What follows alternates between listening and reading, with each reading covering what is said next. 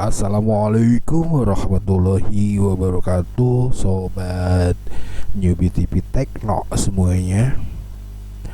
Ketemu lagi kali ini sama gue di channel yang bakal ngebahas tentang tutorial komputer.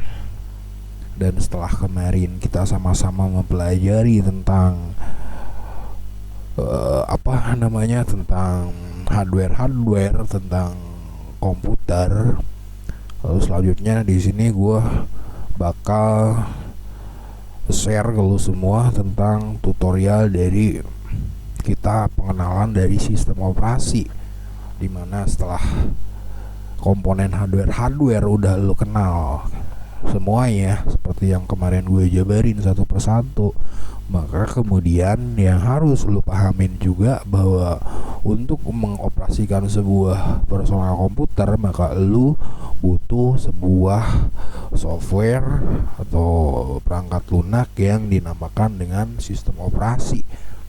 Nah, di sini sistem operasi ini adalah seperti tampilan yang ada di sini. Jadi tempat lu semua melakukan pekerjaan lu, sebuah desktop. Nah, di sini ada banyak sekali ragamnya daripada sistem operasi, seperti misalkan Linux, ada juga Macintosh dan lain-lain banyak. Dan yang tentu saja yang paling banyak digunain sama orang-orang sekarang adalah Windows. Dan Windows sendiri itu versinya banyak sekali, dari yang versi yang paling lama sampai versi yang paling baru, dari XP atau Vista ataupun Windows 7, 8 sampai 10 sekarang banyak banget. Tapi kemudian yang bakal gua coba kasih ke lu semua tutorial di sini adalah tentang Windows 7, karena yang gua pakai adalah Windows 7 dan kebetulan juga Windows 7 adalah merupakan sistem operasi yang bisa dikatakan sejuta umat, yang paling banyak digunain karena interface-nya yang bersahabat, friendly dan mudah seperti itu. Nah, di sini adalah ini yang dinamakan dengan sistem operasi. Dan ini adalah software yang kita install di dalamnya. Ini sistem operasi yang kita perlukan untuk bekerja. Ada game juga di sini, misalkan ada software untuk editing, ada juga software untuk pembersihan, untuk pemeliharaan perawatan daripada personal komputer kita. Nah, di sini ini gue bakal perkenalin ke lu semua perangkat-perangkat yang ada di dalam yang namanya Windows. Di sini adalah taskbar, jendela kerja. Jadi setiap software yang sedang lu pakai, sedang lu gunain, itu nanti dia akan muncul di sini. Nah, di sini ada yang namanya start menu. Di sini banyak kegunaan dari start menu. Start menu di sini adalah nama komputer lu. Jadi lu namain komputernya dengan nama apa, nanti di sini muncul. Di sini ada dokumen, tempat lu nyimpen berbagai macam file.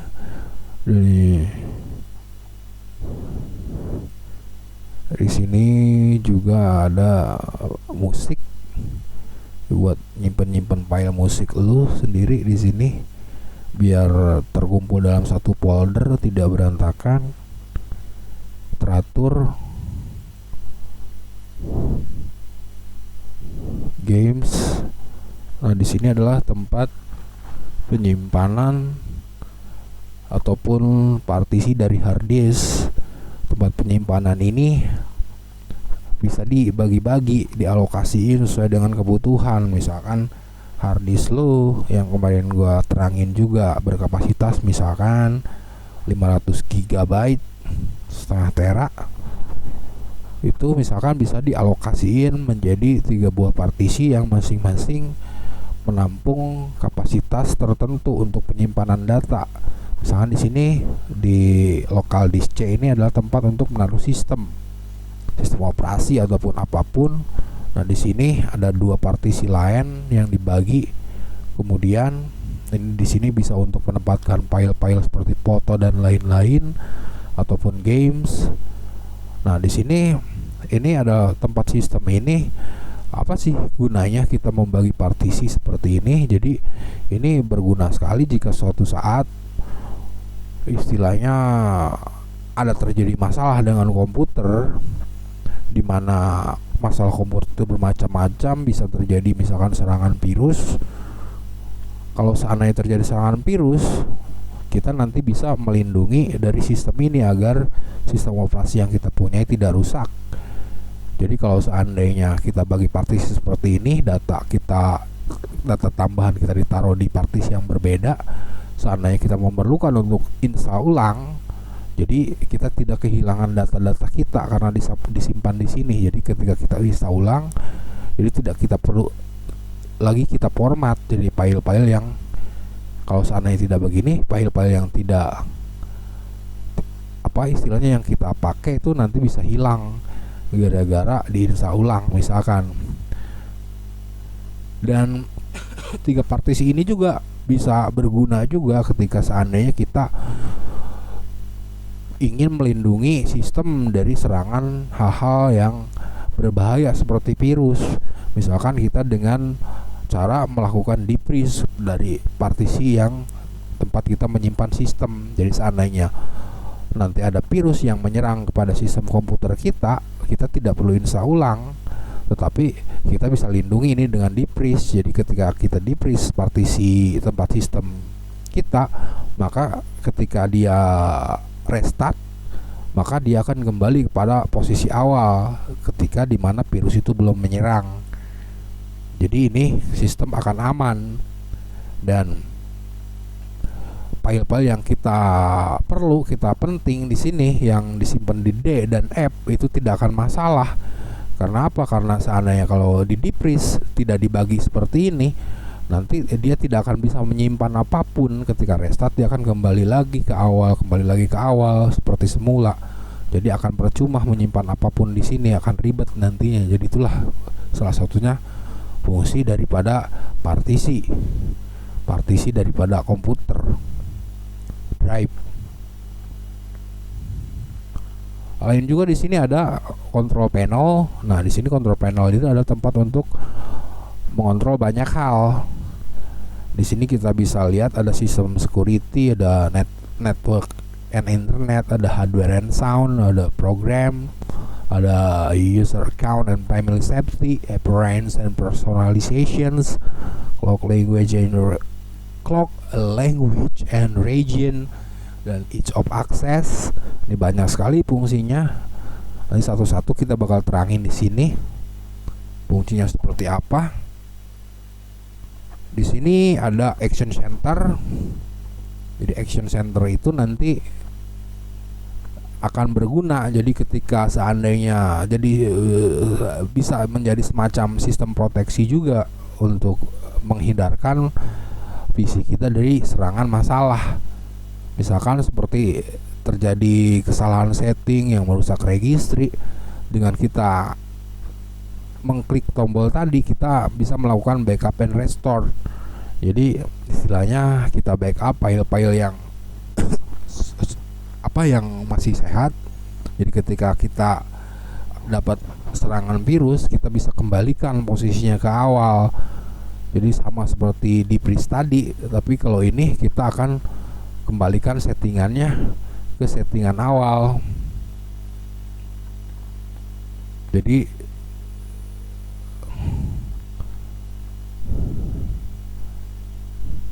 kita restore dia, jadi virus tadi bisa ditangkal lagi. Sini juga ada, kalau dijelasin akan sangat panjang sekali. Jadi firewall di sini untuk proteksi juga terhadap virus. Ada sistem di sini. Ada power option. Banyak sekali kegunaannya, kalau dijelasin satu-satu yang pastinya itu akan sangat lama sekali. Ya, mungkin ya untuk pengenalan awal saja di sini yang gue bakal jelasin hal-hal yang basic saja dulu. Nanti perlahan-lahan gue bakal jelasin ke hal-hal yang lebih advance lagi, yang lebih dalam lagi. Kayak model di sini yang penting-penting. Ini gue jelasin, di sini ada yang namanya program. Nah, di sini program ini adalah tempat untuk isinya seandainya kalau lu mau uninstall software yang sudah tidak dibutuhin, bisa dari sini lu klik salah satu, misalkan yang tidak lu butuhin apa, nanti kita bisa klik uninstall di sini. Jadi dia untuk mencopot pemasangan seperti itu. Nah, di sini juga ada banyak sekali fungsi-fungsinya. Ini juga ada gadget. Ini gadget juga bisa ditambahin ke sini. Jadi misalkan lu mau nambahin jam di samping sini, di sidebar sini, ataupun kalender, misalkan seperti ini.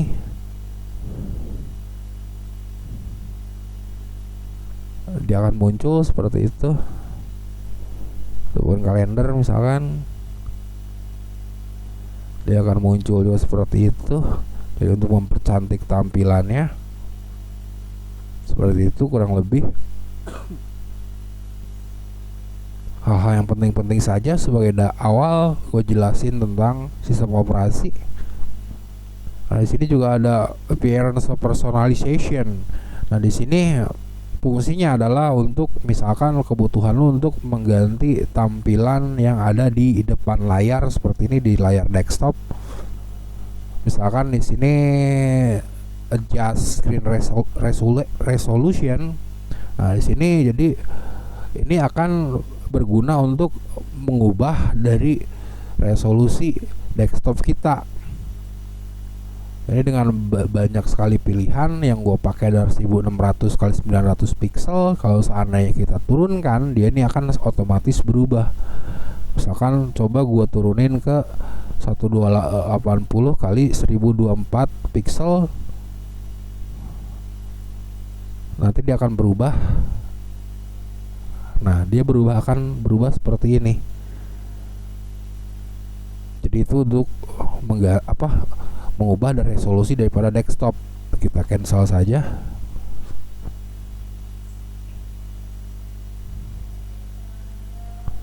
Nah, selain dari adjust screen resolution, di sini juga ada untuk mengganti desktop background. Desktop background itu yaitu gambar dari layar tampilan dari desktop kita. Ini bisa diganti-ganti sesuai dengan keinginan, bisa foto kita ataupun wallpaper yang kita download dari internet, bisa macam-macam, tinggal kita ganti saja. Sama halnya juga dengan themes, kurang lebih sama. Nah, di sini themes ini nanti otomatis kalau kita pilih seperti ini dia akan berubah. Nah, seperti itu fungsinya untuk mempercantik tampilan dari desktop kita. Dan yang tidak lupa juga, karena gue kebetulan melihat ini jadi gue ingat, jadi istilahnya seandainya untuk pertama awal sekali lo menginstal yang nama sistem operasi, itu yang lo butuhin berbagai macam driver untuk bisa menjadikan hardware yang lo punya itu bisa bekerja dengan baik. Jadi kalau seandainya lo beli perangkat komputer kayak model yang kemarin gue jelasin seperti PGA, RAM, macam-macam itu. Kalau RAM enggak kayaknya. Kalau PGA dan kayak yang lain-lain itu misalkan itu pasti akan selalu disertakan dengan sebuah piringan disk. Nah, selama ini kan banyak sekali di antara kita yang sangat tidak memperdulikan sekali ataupun tidak mengerti fungsi dari disk itu. Kadang dibuang begitu saja, tidak diperhatikan, padahal itu sangat penting sekali. Jadi jangan dibuang, karena kalau tanpa itu hardware yang kita punya tidak akan berjalan dengan baik. Jadi kadang kalau seandainya kita terjadi kerusakan yang mengharuskan kita install ulang, kita tidak punya disknya, akhirnya komputer kita jadi nggak bagus kerjanya dan kita menganggapnya rusak, padahal enggak. Jadi penting sekali kayak model misalkan gue jelasin di sini seperti driver PGA. Nah, driver PGA ini kalau seandainya dia tanpa driver PGA ini nggak bakal bisa transparan seperti ini, window aero namanya. Jadi dia akan dengan tampilan standar seperti ini, basic banget. Jadi nggak bakal ada seperti ini, dan akselerasinya juga ke game nggak bisa bagus seperti itu. Jadi penting sekali driver, jangan dilupain karena itu bisa sangat berdampak fatal kalau seandainya hilang.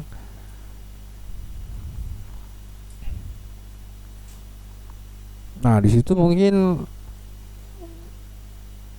atau mungkin gue bakal tunjukin ya, kayaknya nggak perlu karena mudah. Gue pikir misalkan untuk mengganti tampilan layarnya, misalkan pengen ganti dengan foto, tinggal kita cari fotonya, kita klik kanan, lalu kita set as a desktop background, itu sudah nanti langsung tampil di sini sesuai dengan keinginan kita gambarnya. Mungkin cuman sebegitu saja sebagai dasar pengenalan kita terhadap sistem operasi.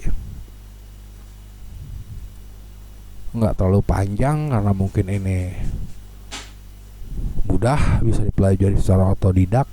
Yang penting asal kita punya dan mau sedikit otak-atik, kita bakal ngerti tentang sistem operasi.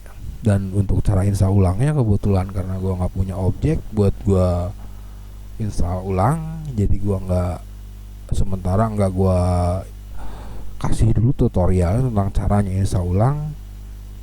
Mungkin untuk tutorial gue kali ini cukup sekian dulu. Ke depan mungkin gue bakal mulai masuk ke mengatasi berbagai macam troubleshooting. Jadi untuk lu semua yang merasa channel gue bermanfaat, silahkan klik tombol like dan subscribe untuk terus mendapatkan tutorial-tutorial terbaru dari channel gue. Sama-sama belajar. Oke, mungkin segitu saja dulu. Terima kasih sudah menonton. Assalamualaikum warahmatullahi wabarakatuh.